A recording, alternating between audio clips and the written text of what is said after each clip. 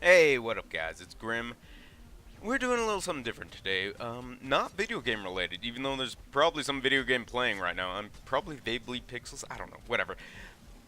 We're gonna do some reading today. I'm gonna do a little reading for you today. Why, Grim, are you reading for your audience? Well, I'll tell you why. Here's Grim's beef. Okay? Reading, in Grim's opinion, can be very entertaining. If those of you who watch the Grim Boost channel regularly probably know that Grim reads. I don't say I'm an avid reader, but I read more than most. Mostly on the can, honestly. But I digress. Reading can be entertaining, and the unfortunate thing about reading nowadays is that people brought up in public school are forced to read shitty books. And that generally turns people off to reading because they had to read so many shitty books when they were a kid. That's what I think the problem is with reading. People don't read because they don't think there's any good books out there. When there are shit tons of good books out there, and that's why I want to do this. It's a public service. It's like a fucked up reading rainbow or something, man. I don't know. Anyway, I'm gonna read you a chapter. It's chapter 10 out of this wonderful book called Damned by Chuck Palahniuk. You may know Chuck Palahniuk. He wrote Fight Club. Remember that movie? Tyler Durden, blah blah blah. He writes a bunch of books. I'm a fan of his, and let me preface this chapter a little bit. This book's about a 13-year-old girl named Madison Spencer who dies of a marijuana overdose and goes to hell. And then most of the book takes place in hell, and it's all of Madison's adventures. Did I mention she dies of a marijuana overdose? Let's begin the chapter. All the chapters start with a little prayer to Satan. So let's get this going. Are you there, Satan? It's me, Madison. Please do not get the idea that I'm some Miss Trollopy Van Trollop. It's true that I've read the Kama Sutra, but why anyone would bother to attempt such revolting gymnastics remains largely a mystery to me. In regard to sex, mine is a kind of complete intellectual understanding with no real aesthetic appreciation whatsoever. Forgive my uneducated distaste. While I know what organ stimulates what, the bizarre, sordid business of phallus and orifice interaction, the exchange of chromosomes required for procreation of the species, I have yet to grasp the appeal, meaning yuck.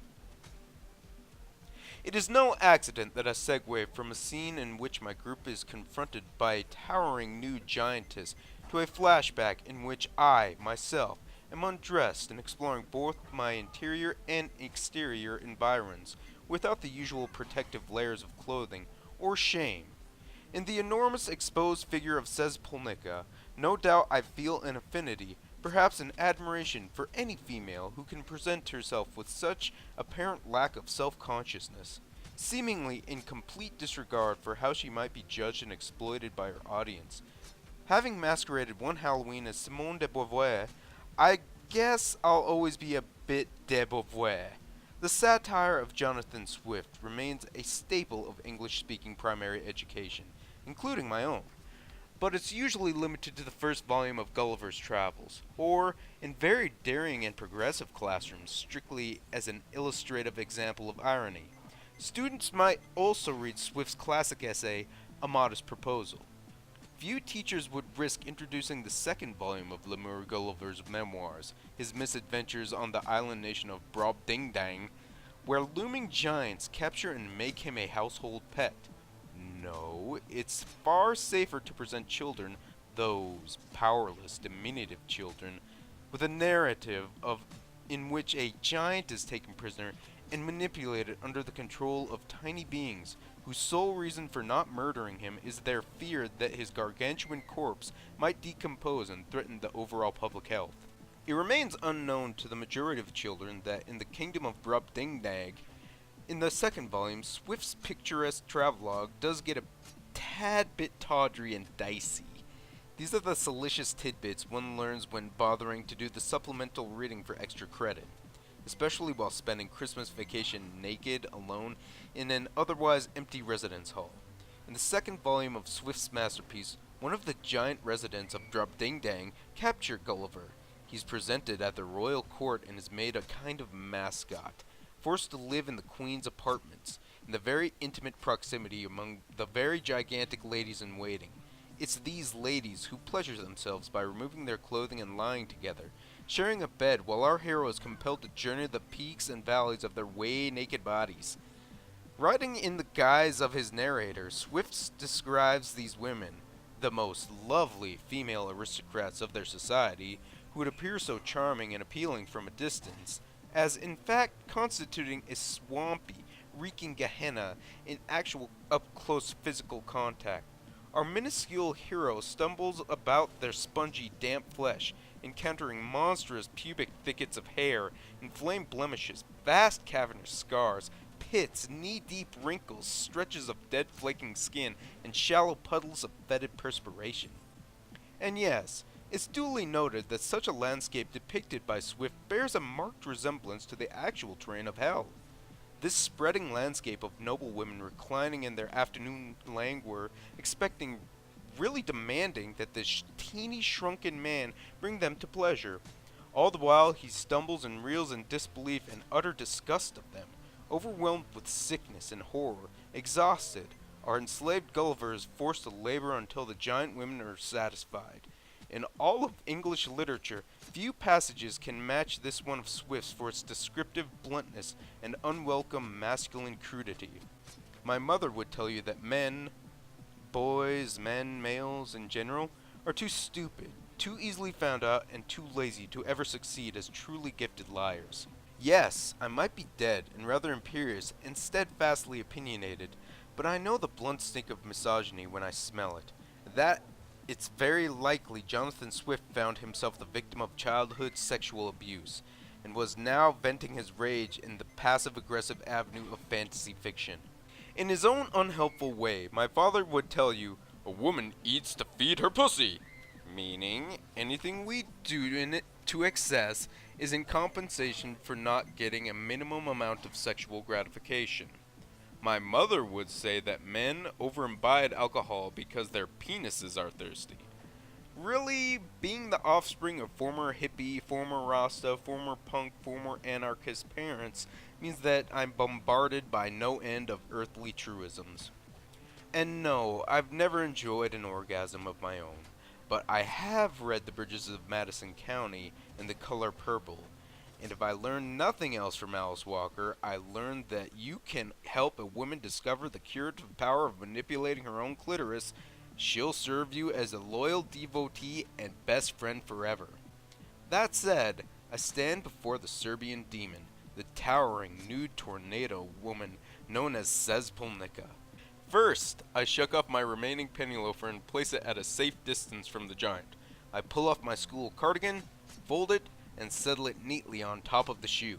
Unbuttoning the cuffs of my blouse, I roll the sleeves back to each elbow, all the while gazing up at the length of the giant's hairy legs, looking skyward to see her shins, the knees, the muscled naked thighs, craning my neck to see the Brobdingnagian mons pubis beyond. A shrill whistle splits the air, a whistle as loud as a fire siren. On the ground, resting near my stocking feet, Archer's severed head looks up at me, the lips still pursed. "Hey, little girl," the severed head says, "whatever you're planning, don't do it." Reaching down, I grab Archer by the long hairs of his blue mohawk, carrying the head as I would a purse.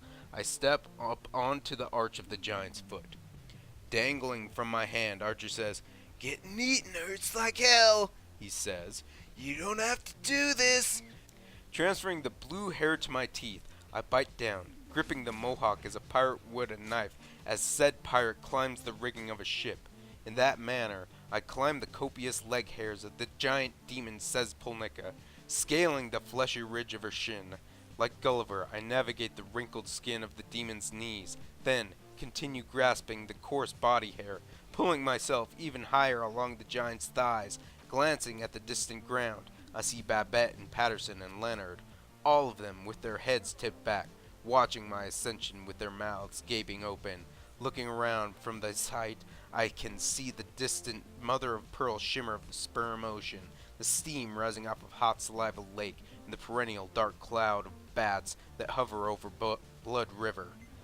Swinging from his blue hair, gripped between my clenched teeth, Archer's head says, "You're crazy, little girl, you know that?" Still climbing, I skirt my way around the wrinkled folds of the labia majora, hauling myself, like Jonathan Swift's worst nightmare, through the pungent thickets of curling, dense pubic hair. Above me hangs the foreboding cornice of two enormous breasts. Between them I can discern a chin, above that a rolling pair of chewing lips, and one blue-jeaned leg of Archer's still shod with a motorcycle boot dangling out of the corner of the giant's mouth. Even though my knowledge is largely theoretical, based on years of witnessing naked family friends on French beaches, I do know my way around the adult female genitalia. Clinging to the abundance of flush hair, I locate the clitoral hood and deftly manipulate the sheltering skin, thrusting my arm within to find the retracted organ of such fabled womanly pleasure. On this scale, merely brailed blindly within the warm enclosure of the clitoral hood, it feels to be roughly the size and shape of a Virginia ham. The severed head of Archer watches my actions. Licking his lips, Archer says, "Little girl, you're sick!" Smiling, he says, "The bitch monster ate me so. Hey, the least I could do is return the favor." Retrieving my forearm from the warm depths of the fleshy hood, I take the hank of blue hair from my mouth. Holding the head so that I gaze directly into Archer's green eyes, I say, "Take a deep breath and make yourself useful." And I stuff the grinning, salivating head deep into the hooded depths. For a beat, not much occurs. Above me, the vast mouth continues to masticate the cut of Archer's body, his blue jeans and boot. From below, the trio of Babette, Patterson, and Leonard stare, slack-jawed.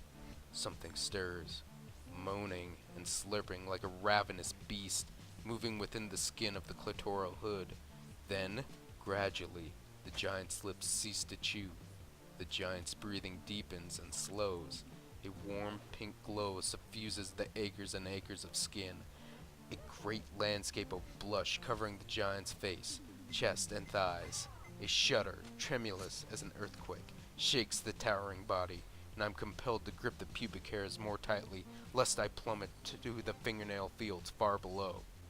Pirates and masked highwaymen and kidnapped wenches. The giant's knees begin to tremble, to weaken, and buckle a little. The labia becomes more pronounced and highly colored, flooded with fresh blood flow.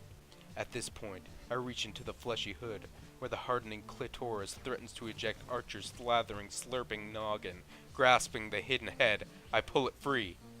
In the open air, slick with the juices of female passion, and drooling wildly, Archer gasps a huge breath. His eyes dilated and crossed with pleasure, he shouts. His lips webbed with the noxious fluids inherent in adult sexual congress, Archer shouts, "I am the Lizard King!" At that, I stuff his head back in to do the hidden oral battle with the stiffening engorged clitoral tissues. The giant looks down upon me, her eyes also glazed with orgasmic ecstasy, her head lolling loosely on her neck. Her nipples jut, the size and hardness of sidewalk fire hydrants, and same bright red color. In the blue-jeaned leg, which remains dangling from between Szpolnika's lips, the severed leg of Archer, clearly outlined within one denim pant leg, appears the sizable bulge of a male erection. Looking up, I meet the giant's loose, sloppy grin with my own cheerful, competent smile. With one hand gripping the pubic hair to maintain my position, my other hand holds Archer's head within the confines of the slippery clitoral hood. That's the hand I risk waving in a friendly gesture while I shout, "Hello, my name is Madison," I shout. "Now that we've met, would you mind very much doing me just the smallest favor?" It's at that moment the hood retracts, the fully erect clitoris popping free to make its appearance, ejecting Archer's eager advances so quickly that his slimy, delirious head plummets, trailed like a vivid blue comet by the broken stream of spittle or vaginal mucosa, tumbling, falling, rocketing to the land, with the hush splash amidst the loose fingernails far below. there you go. That is chapter 10 of Damned. Wow, it got a little, whew, got a little graphic there. I should have did a little warning at the beginning. Yeah, do I need to do warnings? Do I? I think if you watch his channel, I think you know what you're getting. You're not getting stuff for the kids. Anyway, it's a good book. You should read it. Alright?